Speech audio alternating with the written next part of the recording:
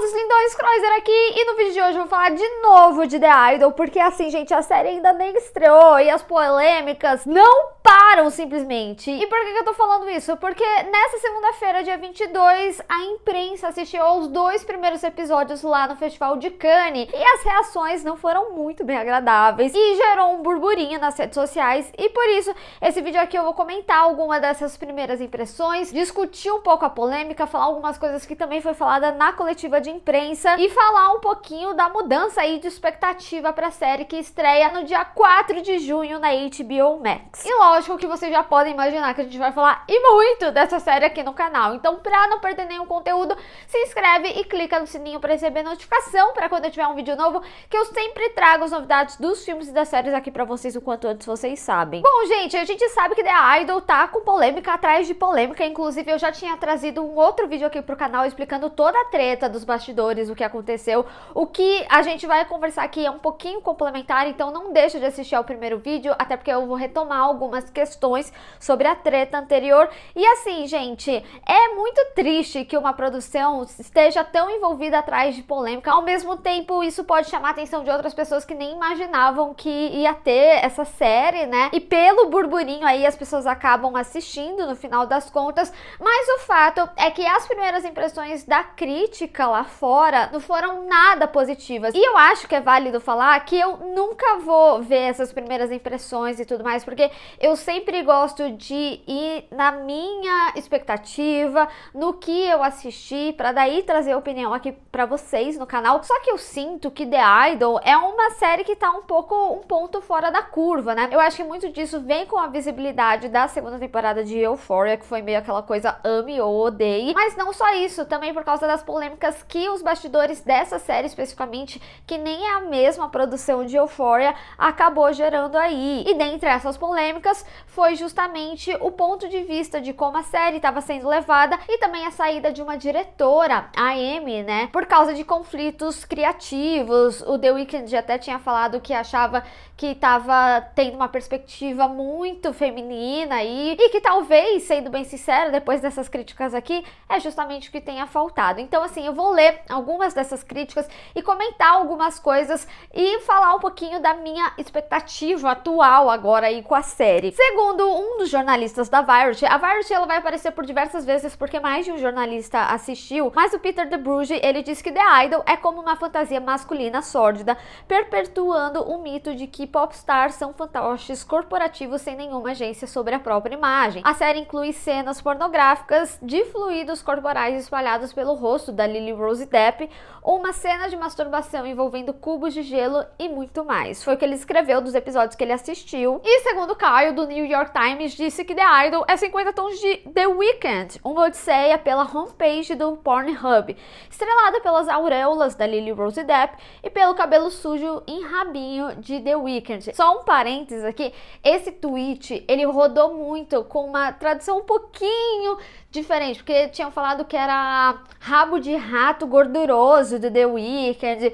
Aqui, como o Omelete traduziu aqui, tá muito mais preciso com o termo realmente que utilizaram ali na crítica. E aí complementa que amo que essa série vai ajudar a lançar a substituta da HBO, porque ela se encaixa perfeitamente ao lado de Em Busca da Casa Perfeita. Gente, eu adoro essas analogias de crítica americana. E aí Mary McNamara, do The Los Angeles Times, disse que, assim como Euphoria, The Idol tem uma tendência a fazer cenas de sexo explícitas, a colocar seus personagens em looks incríveis e retratá-los como autodestrutivos, com muitas cenas sexuais gráficas até para os padrões da HBO. O termo pornografia não é inadequado para descrever a série, embora seja difícil imaginar que alguém acharia essas encenações eróticas quando elas são tão exageradas. É um pouco complicado isso, porque assim, quando você fala sobre padrões da HBO, você imagina realmente grandes polêmicas que já teve anteriormente, como o próprio Game of Thrones, né? Muito se falou sobre ter excessos de cenas de sexo, né? E aqui fala que é num nível muito mais exagerado e muito mais explícito, claramente. E aí tem outra crítica, só que dessa vez do jornalista Richard Lawson. Ele diz que oferece um entretenimento antigo o suficiente para equilibrar o floreio agressivo de Sam Levinson e a arrogância de suas ambições temáticas. Guarda essa crítica aqui, essas duas próximas que eu vou falar, porque elas elas vão conectar em certas coisas que eu quero falar aqui sobre essa polêmica toda da série. E aí o Deadline falou que a performance altamente sexualizada, muitas vezes vulnerável, aborda de forma desconfortante as linhas tênues entre pornografia e arte, poder e exploração que mulheres jovens na indústria musical enfrentam há anos. E aí a gente tem também a crítica do Guilherme Jacobs, que escreve pro Chipu, que pelo menos é o único brasileiro que eu vi até então que assistiu a série. E aí ele disse: e se Euphoria, mas sem nenhum limite na perversão do Sam Levinson, mais que cenas da Lily Rose Depp, que tá feroz, pra ser justo com ela, se masturbando, só cenas falando como ela é traumatizada por ter perdido a mãe. Produção e visuais lá em cima, mas texto fraquíssimo. Minha relação de amor e ódio com Levinson levou um baque com isso. Tem o oposto à sutileza e cuidado daqueles especiais de Euphoria, mas provavelmente vai ser um hit para HBO. O Stunning vai ser fortíssimo. E aí, por que eu quis chamar a atenção para essas três últimas primeiras impressões? Porque eu acho que quando a gente tá falando de um contexto sexual, existe sim, como o jornalista descreve, essa linha tênue, né, entre o artístico e o pornográfico. E muito dessa linha tênue, ela se estabelece de acordo com o olhar que é feito ali. Então, uma perspectiva que eu tava com relação à série antes do que aconteceu ali em Cannes é que a gente nunca sabe se a gente tem um ponto de vista conservador sobre cenas muito explícitas e como que é feito esse olhar sobre essas cenas, né? Um bom exemplo disso, que eu até inclusive tinha trazido no meu vídeo, foi sobre Blonde. Blonde aconteceu algo muito similar. A mídia, ela começou a reportar excessivamente que a Ana de Armas, ela tinha sido sexualizada no seu papel, e realmente, assim, quando você vai assistir ao filme, eu pelo menos tive a sensação de que eu tava muito mais interessada em outros aspectos da Marilyn Monroe, que eles acabam trabalhando muito na sutileza, como o fato dela ser inteligente e dela frisar isso,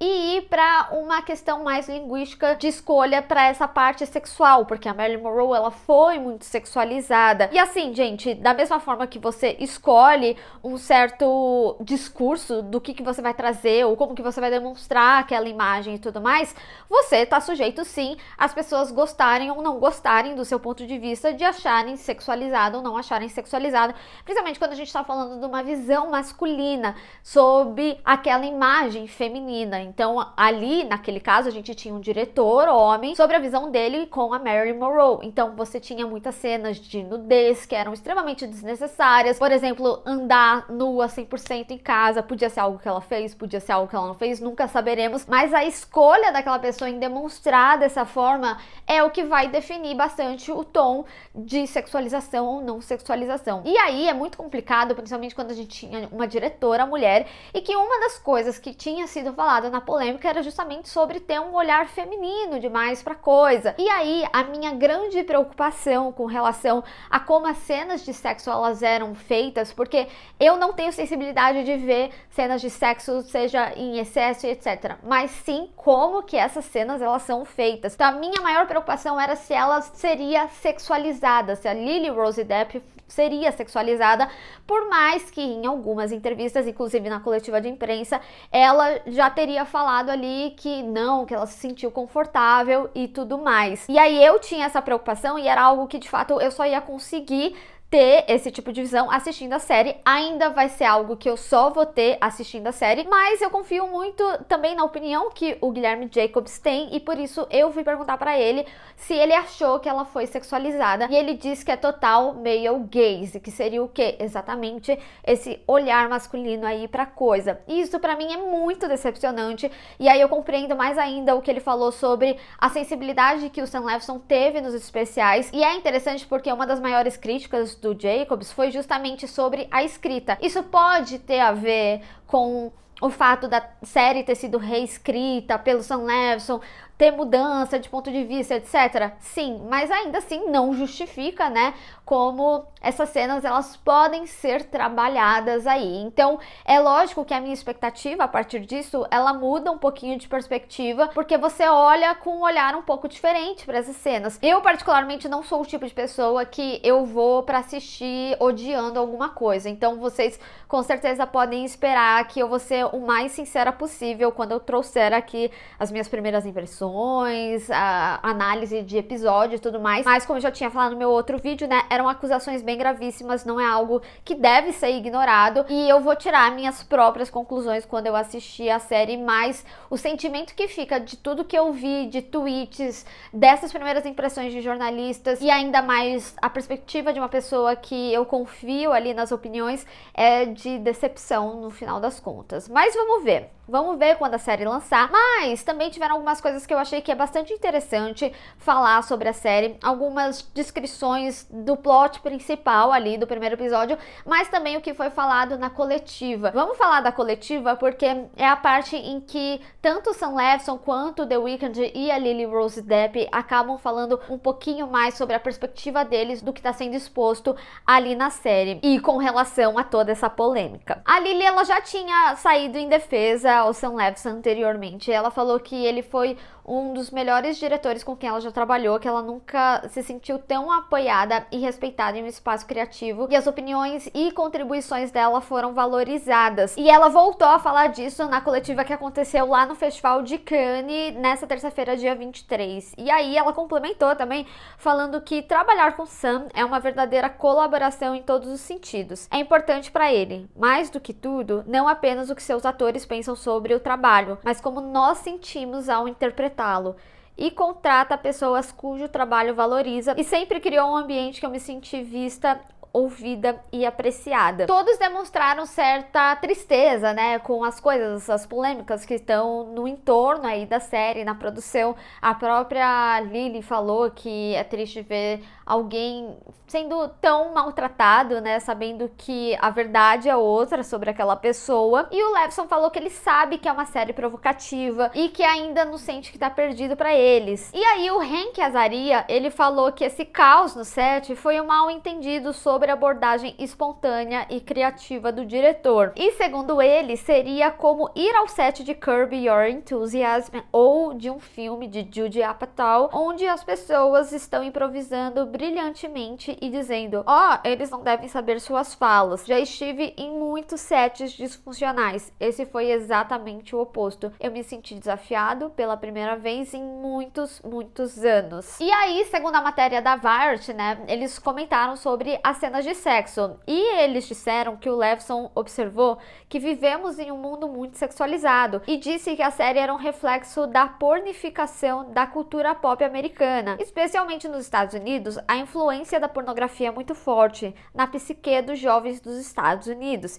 E vemos isso na música pop e como ela reflete o tipo de ponto fraco da internet de certa forma. Acho que com essa série e trabalhando com a Lily, tivemos muitas discussões sobre quem ela é como pessoa, quem é Jocelyn como pessoa. E a partir desse ponto, a sexualidade sai desse personagem. Acho que é muito fiel ao que quase todas as estrelas pop estão fazendo atualmente. E aí a Lily disse que ela nunca se sentiu tão envolvida nesse tipo de conversa e sentiu que teve o privilégio de criar essa personagem de dentro pra fora. É um pouco complicado, né? Porque pelo que a gente vê das primeiras impressões, de uma forma geral, pelo menos do que saiu até agora, tá, gente? Isso pode mudar em momentos muito rápidos aí na internet, mas até o momento, eu particularmente não vi nenhuma crítica positiva que não as partes de produção, que eu digo assim, fotografia, figurino, as atuações, inclusive falaram muito bem da Jenny. Eu vi que muita gente ficou feliz que a Jenny, ela foi bastante aclamada aí na atuação nos momentos dela. Falaram muito bem da atuação da Lily Rose Depp. Eu particularmente estava bastante curiosa para saber sobre a atuação do The Weeknd e eu não vi, pelo menos, né, não achei pessoas falando sobre a atuação dele. Até então, o meu único contato com ele, com a atuação, é em Joias Brutas, que nem eu tinha falado no meu vídeo anteriormente. Então, sigo aí ainda curiosa pra ver como que vai ser a interação dele, principalmente com a Lily Rose Depp. Mas assim, eu sou o tipo de pessoa, particularmente, que eu acredito que se ninguém entende a sua piada talvez não seja tão boa assim. Você tem que retrabalhar. E o que eu observo daqui, gente, gente, lógico, tô falando com relação a essa polêmica. Pode ser que eu assista a série e a minha opinião seja outra, tá? Mas o que eu observo de tudo que foi falado até agora é que simplesmente não é tanto o ponto de vista que eles tentam vender aí, que a série traz. Mas é lógico, a gente tá falando aí das primeiras impressões das pessoas que assistiram esses 2 primeiros episódios em Cannes. E aí, com toda essa polêmica, também tiveram algumas informações que eu achei interessante trazer aqui, que não estraga a experiência de quem ainda não assistiu, inclusive a minha própria, né? Mas é que eles deram mais descrição do andamento ali da história, porque até então, né, a gente tinha a ideia do que seria cada personagem, sobre o que seria a história. Mas eu achei muito interessante porque, segundo a Variety, eles falaram que a história da série coloca a pobre Depp em seus passos como um fenômeno pop saindo de um surto psicótico após a morte da sua mãe. Um bando de manipuladores sugadores de sangue, fabulosamente retratados por Jane Adams, Hank Azaria e Eli Roth, estão desesperados para lançar um novo álbum e uma turnê. E aí ela vai desabafa essas questões em um decadente local de dança de Hollywood e ela encontra o Tesfaye como proprietário e um ombro para se consolar, que logo revela ambições muito maiores para sua carreira e seus resultados financeiros. Aí, gente, uma coisa que eu achei muito interessante dessa matéria da Variety é que, nem eu falei, eu não vi muita gente falando da atuação do The Weeknd, mas, segundo essa matéria, eles falaram que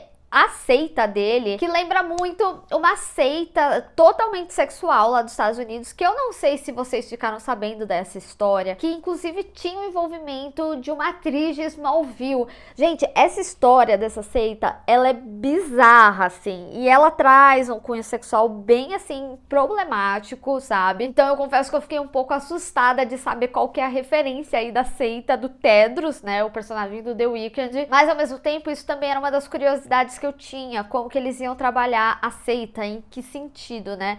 E aí a gente vê que vai ter esse sentido sexual de novo. Então, assim, a gente vê que é a temática forte aí da série, né? Gente, eu confesso pra vocês que eu fiquei bastante chocada com tudo que aconteceu ali em Cannes. A série, ela tá simplesmente com 20% no Rotten Tomatoes. Eu, particularmente, não peso muito no Rotten Tomatoes, tá? Um dos sites que eu mais considero para saber a opinião realmente de crítico e tal é o Metacritic. E lá, a nota tá 27. Eu simplesmente nunca vi isso. Pode ser daquelas séries que, assim, os críticos odeiam, mas o público ama, porque, afinal de contas, né, é válido salientar aqui também que a série, ela foi ovacionada 5 minutos lá em Cannes. Teve todo um momento ali do Sam Levinson emocionadíssimo e tudo mais, mas o fato é que os críticos não gostaram, né? Obviamente vou assistir, vou trazer minha opinião aqui pra vocês. Bom, certamente uma série pra gente ficar de olho, também tirar nossas próprias conclusões. Como eu falei, a expectativa ela muda um pouco, né, diante disso tudo que tá acontecendo, mas eu quero saber de vocês. Vocês estão tão chocados quanto eu com essa história toda? Vocês ficaram mais curiosos pra assistir ou vocês ficaram com medo, vão dropar a série? Enfim, me conta aí nos comentários, vamos discutir. Bem, pessoal, espero que vocês tenham gostado desse vídeo. Logo mais eu trago, quem sabe, vídeo de fato sobre a série com as minhas próprias opiniões. Lembrando vocês que eu vou deixar todos os links de matéria e opiniões, né, que eu acabei utilizando mais para esse vídeo aqui na descrição.